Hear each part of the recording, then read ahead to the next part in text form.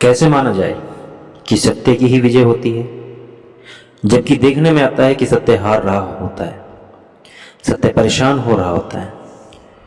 सोने को जब भी नदी के रेत से निकाला जाता है तो उसमें पारा मिला होता है। ठीक उसी तरह सत्य मनुष्य की अज्ञानता की वजह से अशुद्ध हो जाता है।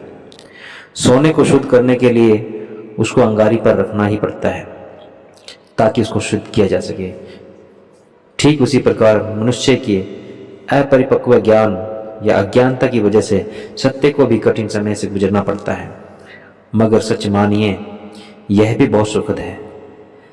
सत्य कभी पीड़ादायक नहीं होता। हमारा शुद्ध होना भी जरूरी है।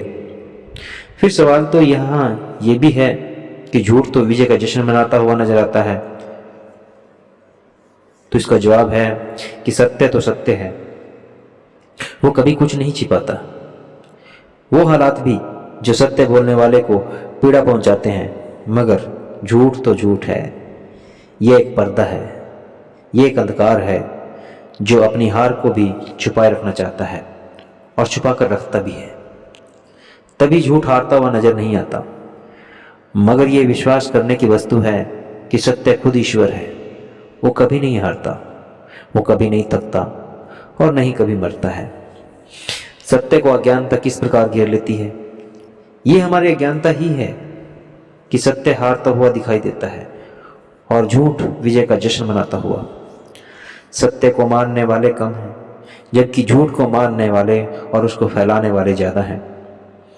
तो अज्ञानता ये है कि असत्य अधिक तेजी से फैलता नजर आता है। सत्य की चाह रखने वाला यदि अपरिपक्व है, यदि उसमें ज्ञान की जरा सी भी कमी है, तो वह सत्य को झूठ का आवरण पहनाने की भूल कर बैठता है। उसको लगता है कि इस प्रकार वह झूठ का मुकाबला कर पाएगा और इसी अज्ञानतावश सत्य के साथ झूठ का मिलन हो जाता है। फिर यही झूठ हारता हुआ नजर आता है।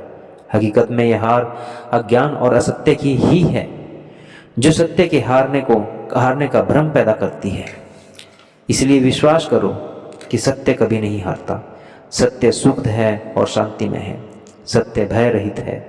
झूठ भय को पैदा करता है, सत्य भय का शमन करता है। इसलिए टकराव तो होगा ही। यदि आपका विश्वास अडिग है तो आप सत्य का साथ नहीं छोड़ोगे, और यदि आपका विश्वास जरा से भी कमजोर है तो सत्य को झूठ का आवरण पहनाने की गलती कर सकते हैं। सत्यमेव जयते।